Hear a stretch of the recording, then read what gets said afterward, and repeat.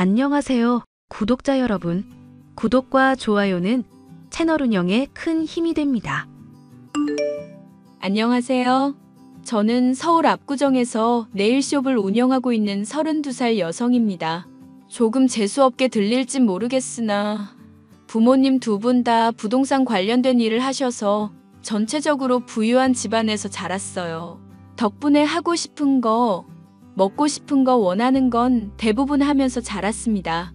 하지만 부모님은 언제나 검소한 생활을 해야 하고 불필요한 사치는 없어야 한다고 가르치셨어요. 덕분에 저는 명품에 대한 관심도 적었고 돈에 대한 욕심도 없었습니다. 부모님의 정확한 재산을 측정하긴 어렵지만 강남에 건물도 여러 채 있으시고 지방에도 아파트나 땅이 조금씩 있으세요. 제가 다짜고짜 재산에 대해 이야기하는 이유는 제 이혼 이야기를 들려드리기 위함입니다. 32살이라는 젊은 나이에 이혼녀가 된 이유는 시어머니의 고된 시집살이 때문이었습니다. 그냥 참고 넘어갈 수 있는 문제기도 했지만 스스로 자존감도 낮아지고 제가 정말 문제 있는 사람인가 싶은 시점에 이러다간 정말 큰일 날 수 있겠다 싶어 저만의 인생을 살기 위해 과감히 이혼을 선택했어요. 아직도 주변에서는 부모님을 포함해 많은 우려의 목소리가 들려오지만 전 지금 무척이나 행복합니다. 제가 좋아하는 일을 하며 산다는 게 이렇게 행복한 건 줄 몰랐거든요. 그래도 이혼하면서 전 남편과 시어머니에게 크게 한 방 먹여서 조금의 후회도 남아있질 않아요. 얼마나 홀가분한지 모릅니다. 기막힌 제 이혼 사연 한번 들어보시겠어요? 자기야, 이번에 우리 1주년이잖아. 그래서 묻는 건데 자기는 결혼 생각 없어? 있지 왜 없어. 내 나이도 이제 20대 후반인데 난 혼자 살진 않을 거야. 그럼 결혼 생각이 어느 정도 있다는 거네?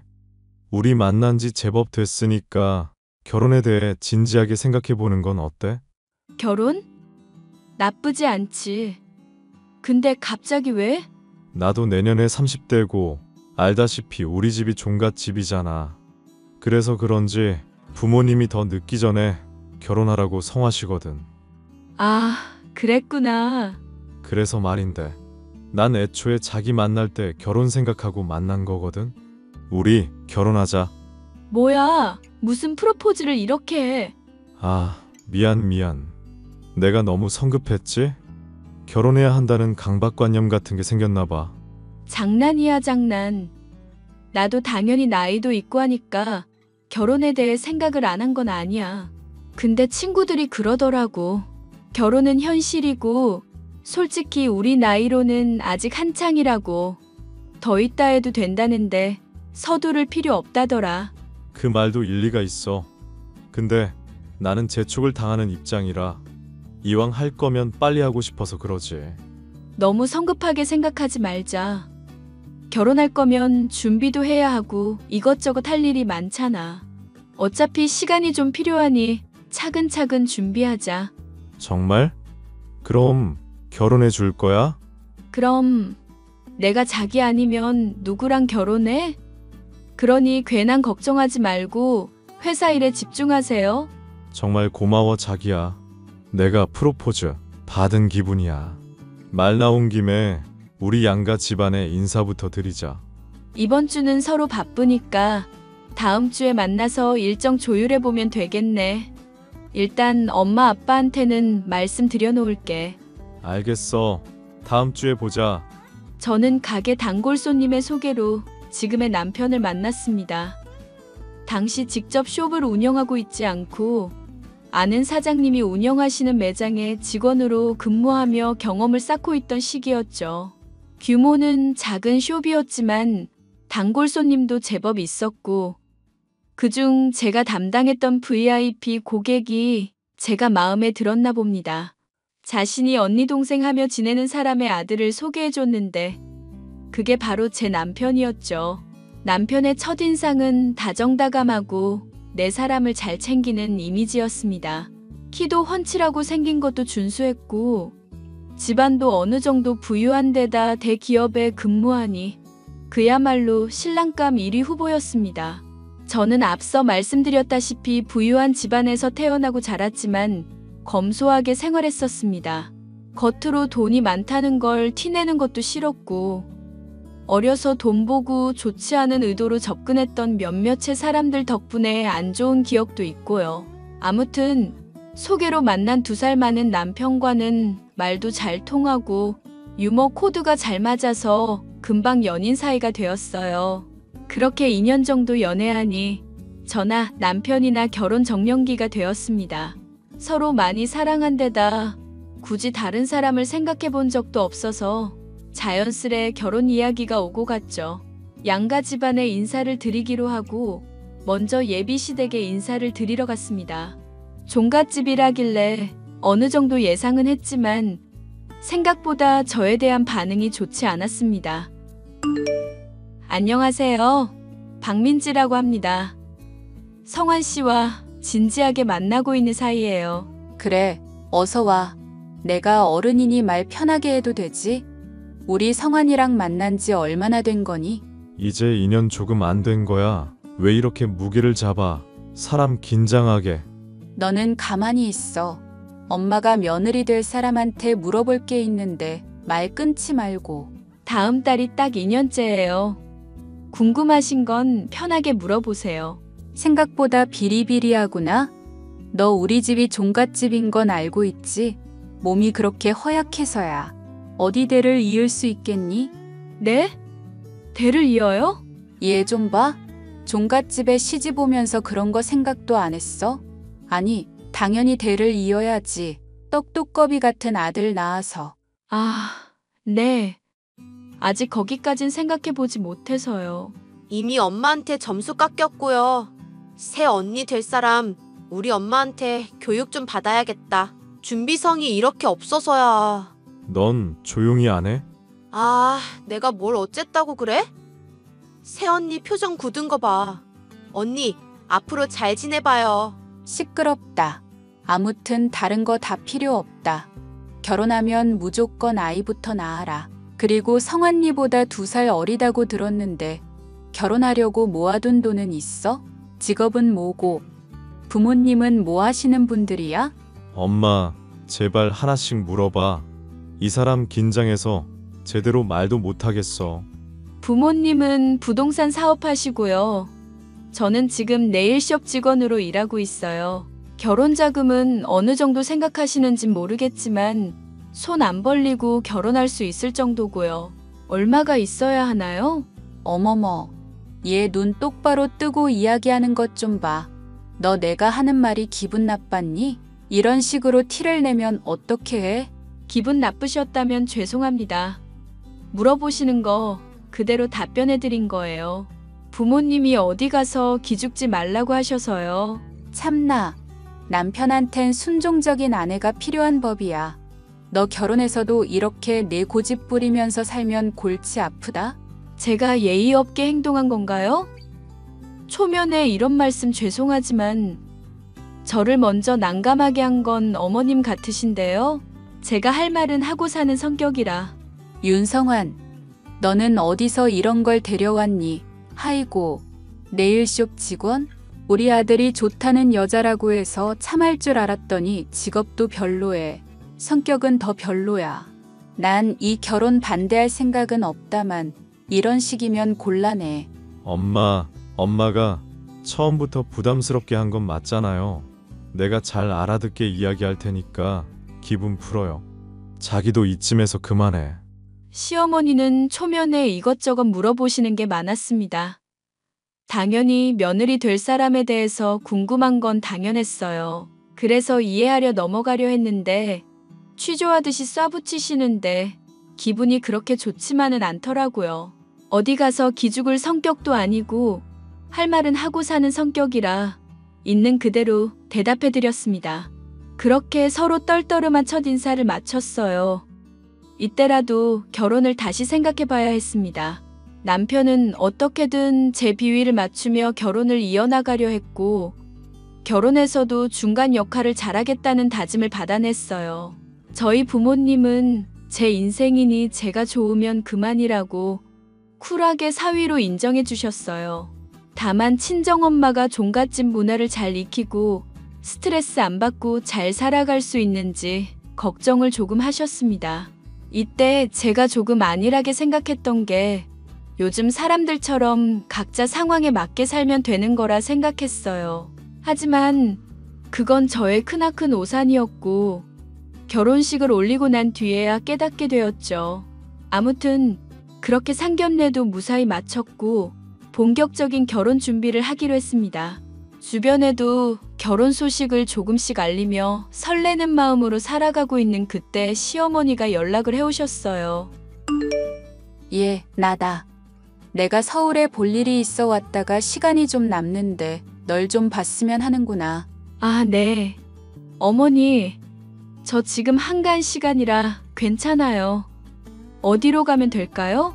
너 일하는 곳이 압구정이라고 했지. 내가 지금 역삼동이니까 그리로 가마. 사거리 카페에서 만나자꾸나. 네, 조금 이따 뵐게요. 왔니? 앉아라. 어머니, 안동에서 서울까지 어쩐 일이세요? 볼 일은 다 보신 거예요? 그렇다. 길게 말할 것도 아니고 이것 좀 전해주려고. 예단 목록인데 아무래도 말보다는 직접 알려주는 게 좋을 것 같아서 리스트 뽑아왔다. 아, 감사합니다.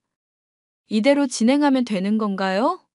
헉, 뭐가 이렇게 많나요? 많긴.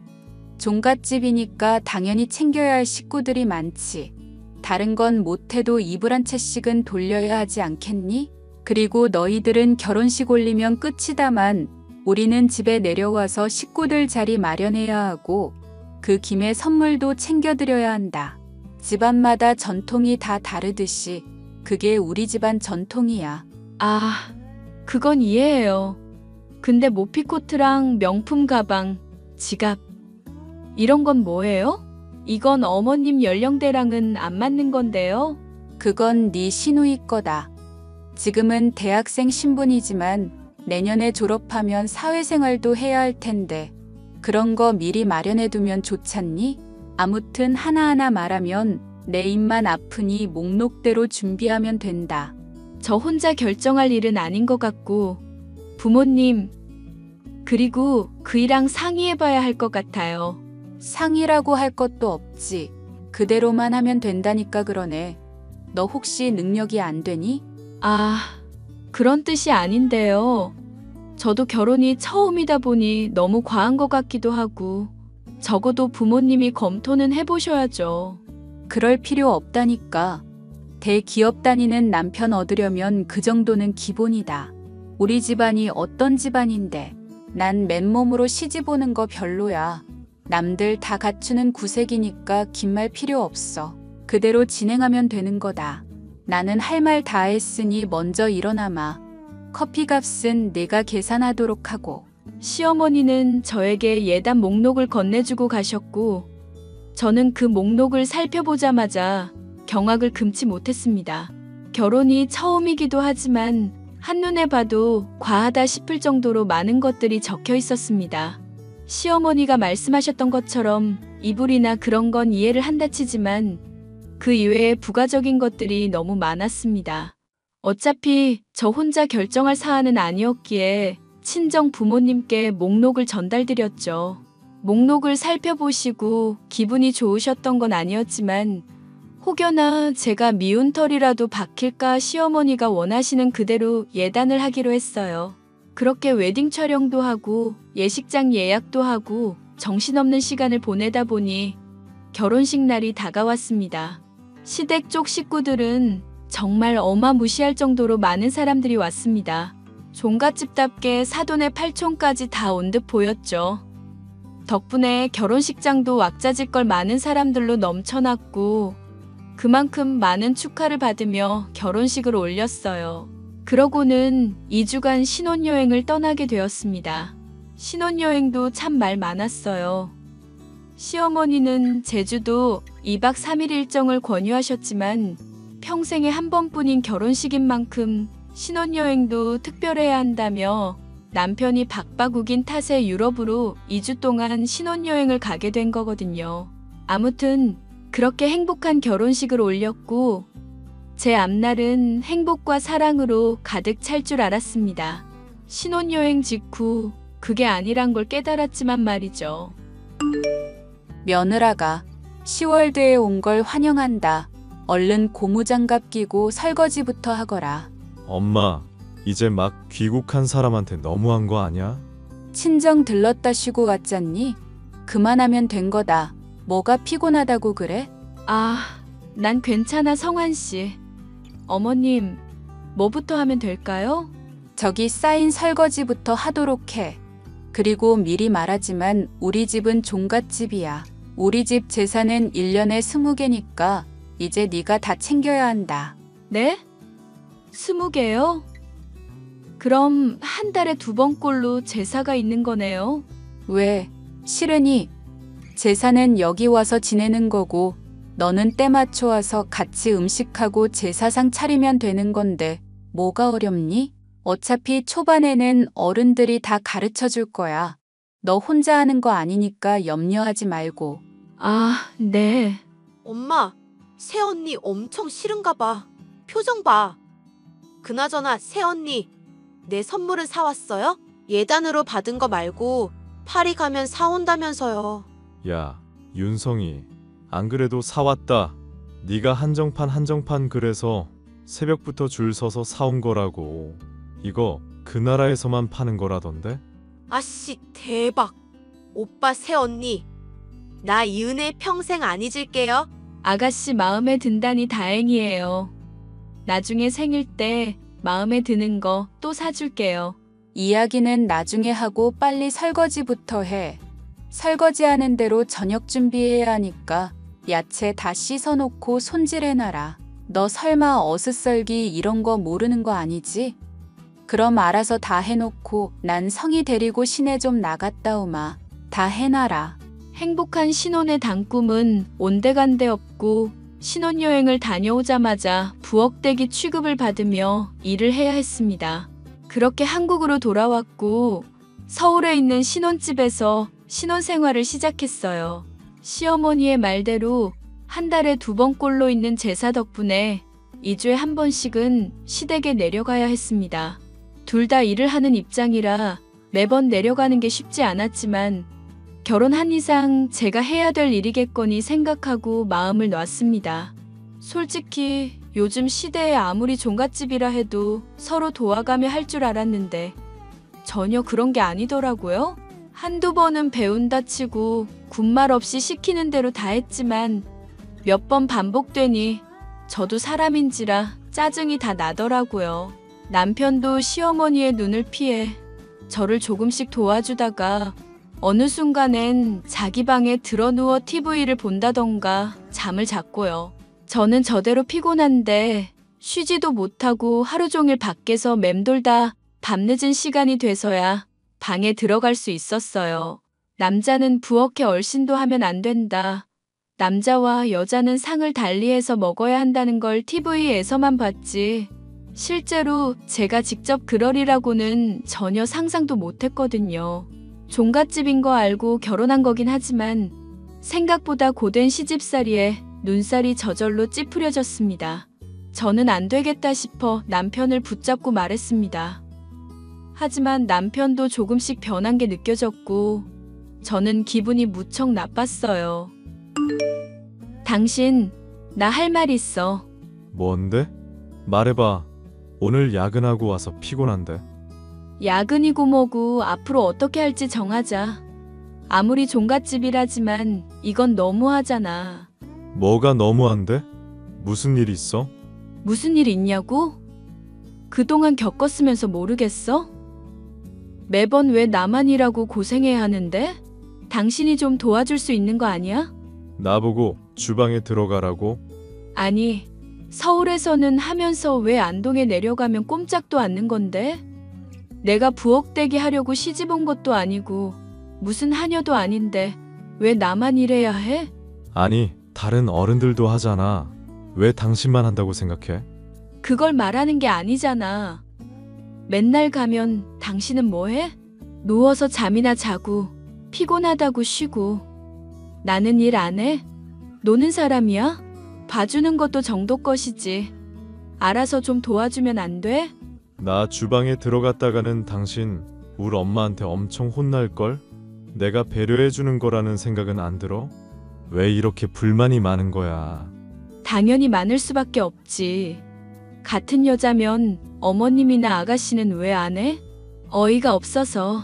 해도 정도 것이지 이건 너무하잖아. 그리고 제사를 지내도 증조부 고조부 그 위에 조상들까지 지내고 도대체 몇 대손을 지내는 거야? 보니까 다른 집 제사도 거기서 하는 것 같은데 내가 왜 남의 집 제사도 도와야 해? 남의 집이라니 엄연히 당숙 어른이고 육촌지간인데 다 가족이잖아. 웃기는 소리 하지 마. 난 앞으로 직계가족 제사 아니면 안 챙겨. 그리고 막말로 요즘 사람들 서로 제사 안 챙긴다? 얼굴도 모르는 남의 조상 제사상을 왜 차려? 나니까 이 정도 해주는 거야 알아? 당신 말 그렇게 할래? 왜 이렇게 수준 떨어지는 말을 해? 뭐? 수준 떨어져? 말 다 했니? 아무튼 앞으로 본가 제사 말고는 안 가. 알겠어? 제가 가진 불만은 일을 하는 강도나 양에 대한 것이 아니었습니다. 남편이나 다른 가족들의 태도였죠. 심지어 시어머니도 같은 여자인데도 불구하고 저보고는 다 하라면서 정작 본인은 안방에 앉아서 유튜브 보고 잠도 주무세요. 저야 다른 친척들에게 비위 좋은 며느리, 참한 며느리로 인식되겠지만 제 속은 썩어 문드러져 가고 있었습니다. 그렇게 남편에게 한바탕 쏟아내고 직계가족을 제외한 제사에는 참석하지 않았어요. 그랬더니 반대로 시어머니가 신혼집에 찾아와 저를 갈구기 시작하시더군요. 안동에서 서울까지 지치지도 않는지 시누이와 함께 한 달에 한두 번 오시던 걸 주 1일 2회 정도로 자주 찾아오시더라고요. 문제는 주말 제외하고 오시는 거라 거의 같이 사는 거나 다름없었다는 겁니다. 시댁 어른이니 당연히 식사도 챙겨드리고 제가 할 수 있는 선에선 최선을 다했어요. 하지만 시어머니는 뭐가 그리 못마땅하셨는지 하나하나 물고 늘어지며 잔소리를 해대기 시작하셨습니다. 오죽 잔소리를 하셨으면 시누이까지 저를 무시하고 깔보기 시작하더라고요. 예, 너 그릇 디자인이 이게 뭐니?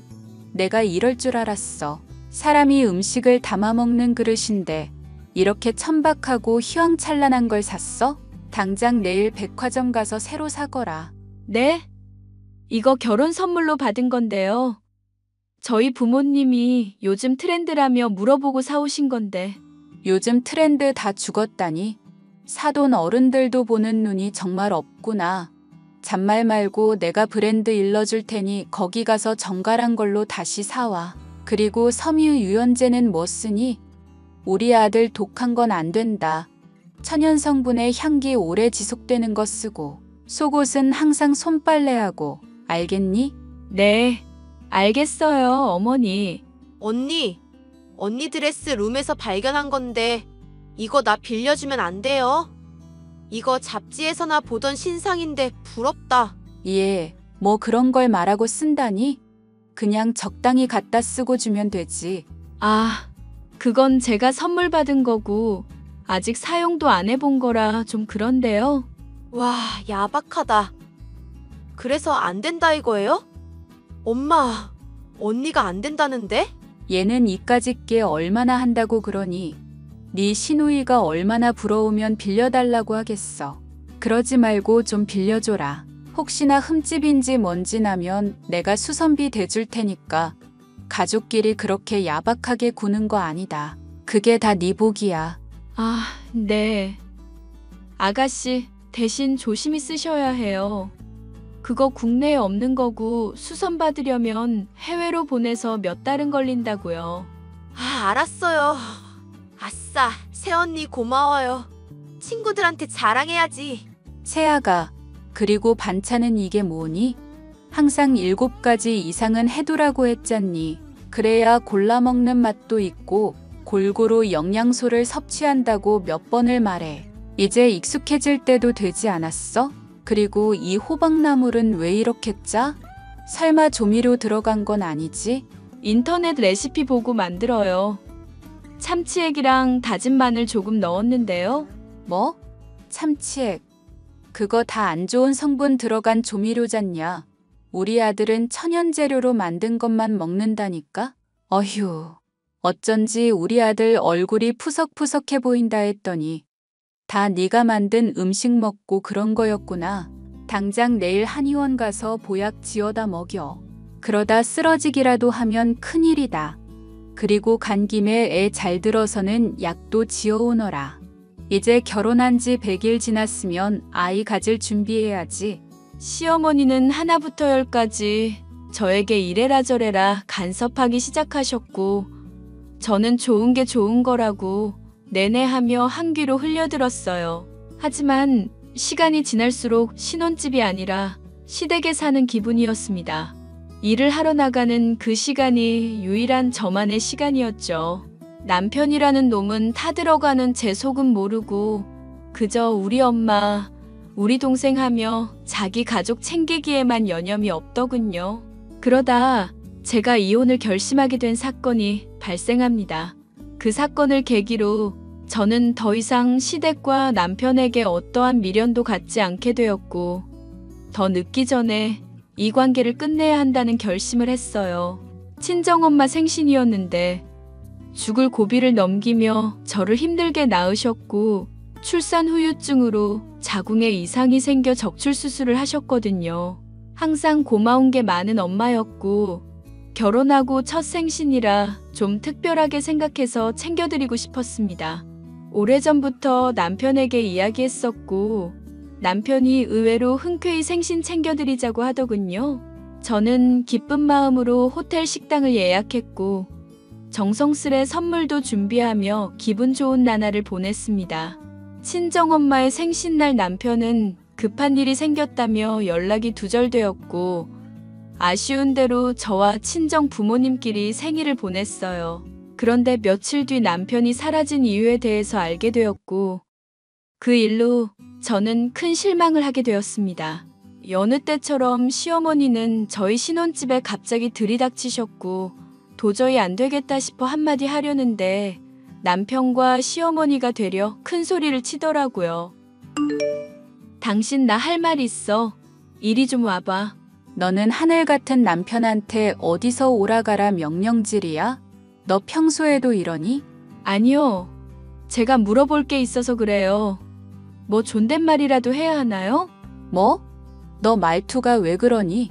제가 말투가 어때서요? 당신 이리 좀 와보라니까? 아, 왜? 할 말이 뭔데? 그저께 우리 엄마 생신이었잖아. 그날 어디 갔던 거야? 제대로 말도 안 해주고. 엄마 아빠가 많이 기다렸었어. 네가 적당히 둘러대면 되는 거지. 그리고 남자가 하는 일에 뭐 그리 궁금한 게 많은데? 그냥 그럴 수도 있겠구나 하고 넘기면 안 되는 거야? 다른 날도 아니고 우리 엄마 생일이잖아. 그리고 당신이 먼저 챙겨드리자 해서 호텔 식당 예약한 거고. 잠시만, 지금 호텔 식당이라고 했니? 사부인 생일이라 그 비싼 호텔 식당을 예약했다고? 네. 왜요? 결혼하고 첫 생신이라서 일부러 그렇게 챙겨드린 건데요. 이 사람이 먼저 그렇게 하자 했고요. 세아가, 너 아주 집안 살림 거덜내려고 작정했구나. 세상에 그 비싼 데를 예약해서는. 아니, 어머니. 자식 된 도리로 그 정도도 못해요? 다른 날도 아니고 생일인데요? 여자가 생일을 챙겨서 뭘 해. 그냥 집에서 미역국이나 대충 끓여 먹으면 되는 거지. 사부인도 염치가 없으시다. 어쩜 그렇게 사위를 등쳐먹고 싶으실까? 네? 어머니 지금 뭐라 하셨어요? 말이면 다인 줄 아세요? 등쳐먹다뇨. 어머머, 얘 눈 좀 봐. 너 지금 나한테 대드는 거니? 여자는 출가회인이야. 결혼하면 시댁에 더 신경을 써야 하는데 넌 왜 친정에 그렇게 목을 매니? 그렇게 친정이 좋으면 이혼하고 너 혼자 챙기던가. 가짜는 집안 주제 어디서 우리 아들이 벌어온 돈으로 호의호식하려 들어. 어이가 없네 진짜. 당신 입으로 말해봐. 호텔 식당 예약한 것도 나고 돈 쓴 것도 내 돈 썼어. 어머님한테 내가 이런 소리 들어야 해? 우리 엄마잖아. 시어머니한테 누가 대들어? 당신 당장 엄마한테 머리 조아리고 사과해. 엄마 말 틀린 거 하나 없어. 결혼하면 시댁에 더 잘해야 하는데 당신이 뭐래? 제사도 안 챙겨. 며느리 도리 안 하고 친정 타령해. 당신 빵점짜리 며느리라고. 뭐? 빵점? 이 미친 새끼가 뚫린 입이라고 말 함부로 하네. 야, 너 머리가 어떻게 된 거 아니야? 네가 네 입으로 우리 엄마 생일 챙겨드리자며 이런 식으로 나오면 곤란하지. 그러자 제 눈앞이 번쩍 하고 빛이 났습니다. 네, 시어머니가 제 뺨을 3대나 내리치신 거였어요.